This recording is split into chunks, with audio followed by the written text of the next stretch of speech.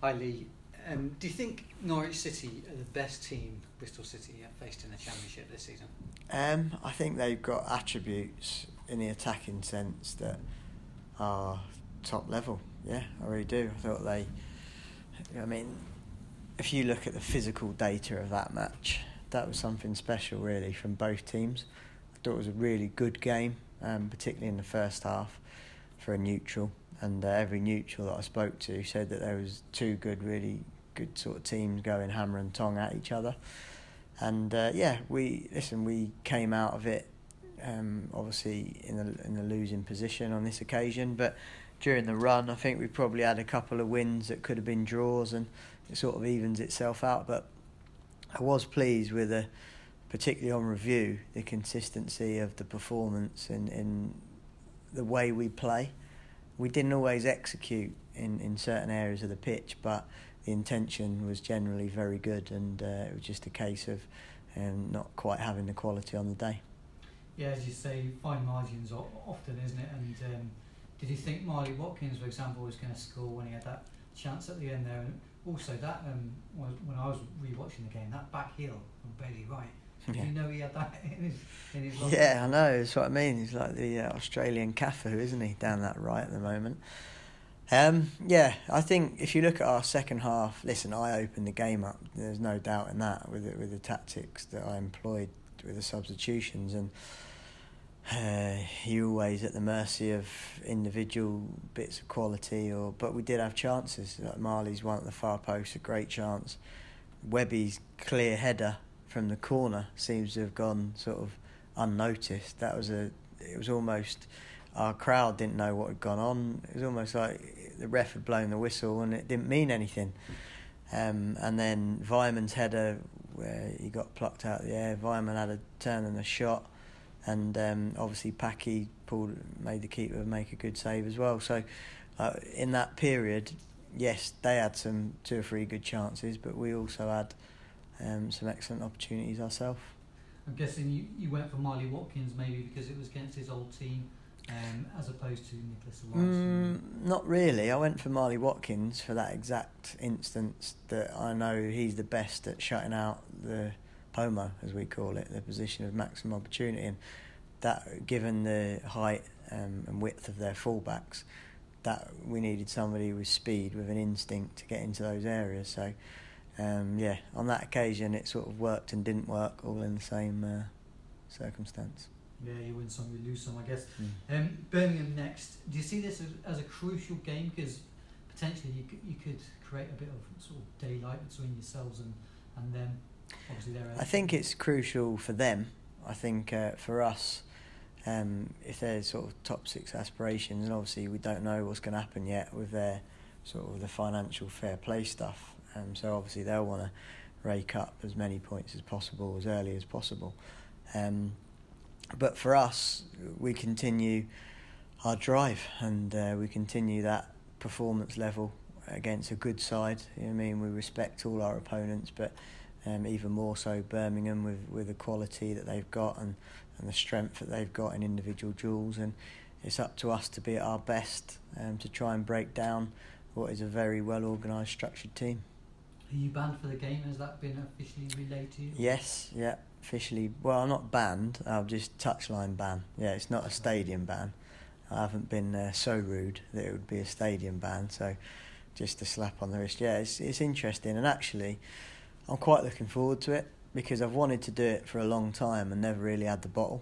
And I think that the perception in football is that the head coach or the manager needs to be part of the show, sort of down in that technical area. But in certain games in particular, I think you can really get an early bird's eye view on patterns of play and areas to exploit. So I'm actually quite looking forward to it now it's forced, and it's something that I've discussed previously on a number of occasions with like fan groups and stuff like that. You see it in rugby. Nigel Pearson done it, didn't he? And people didn't really like it in football. So while it's forced, it'll be hopefully an enjoyable change.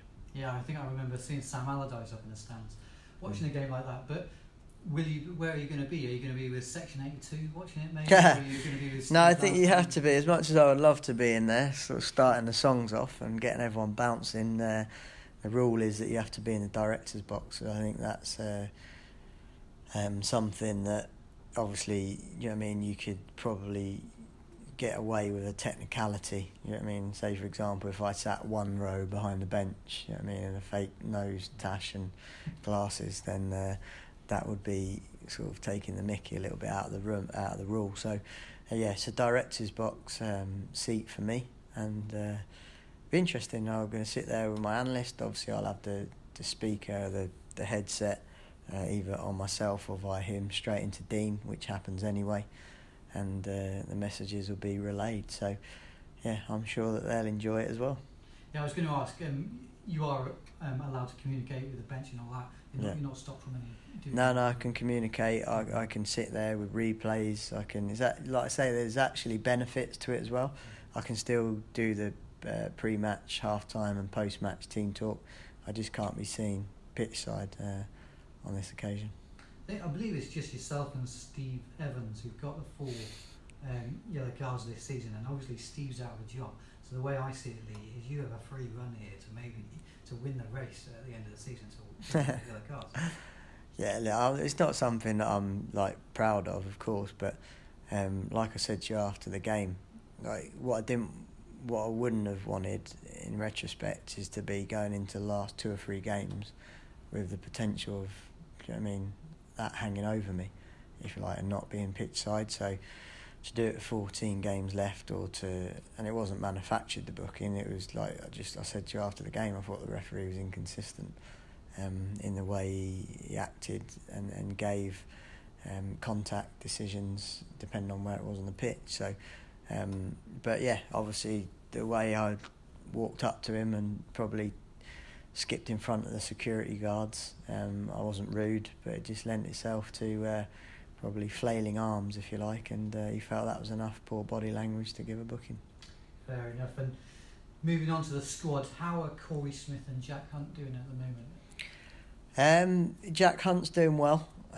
He certainly could be close to making a return.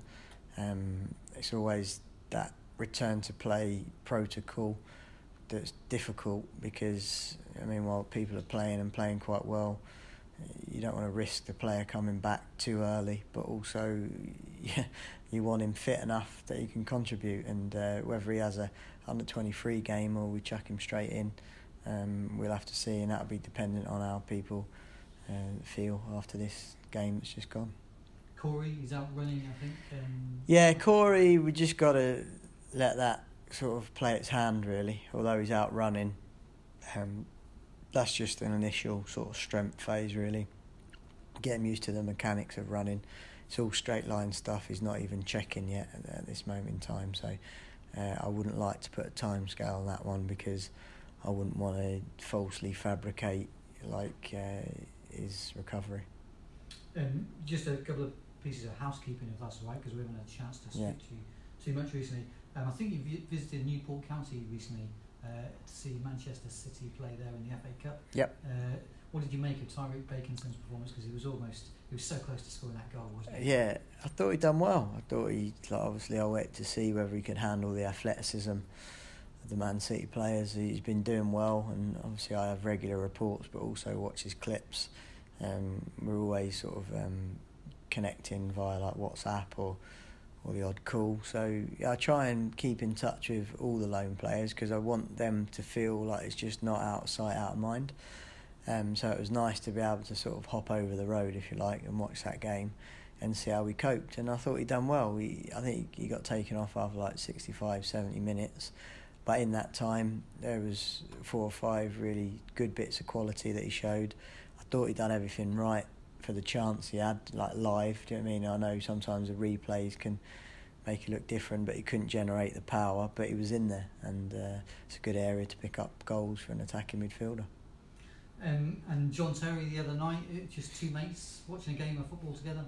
Yeah, well, look, I've known John for a number of years due to playing with his brother Paul at Yeovil, and stayed at his house, and when they beat Chelsea in the beat Barcelona in the, I think it was the quarterfinals, like many moons ago, and obviously bumped into him on a number of occasions since, and it was just simply that I had a ticket in the same area, and we had a bit of a bite to eat together. It was Scott Parker was there as well on SCN, so it was good to chat to those guys and get a feel for obviously truly world-class players. Just finally, wanted to ask you, obviously we spoke about Callum O'Dowda the other day and his wonder goal that he scored.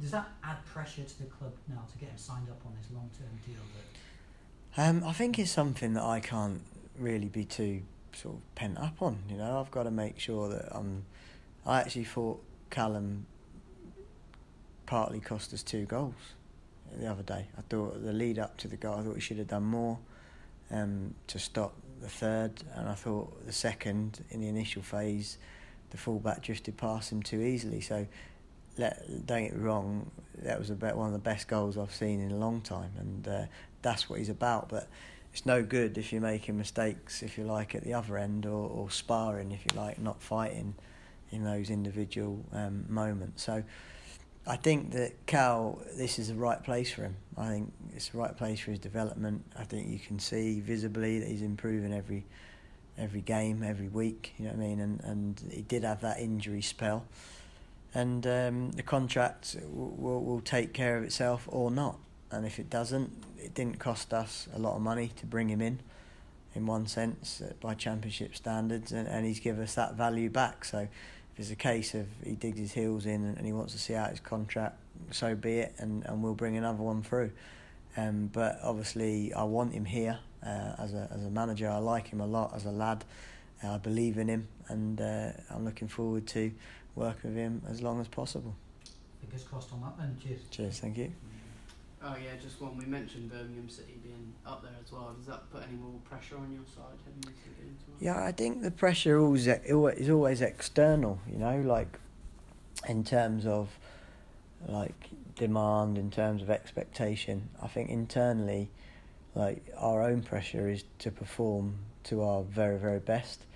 I think if you do that, like, you got a great chance of winning any game in the Championship.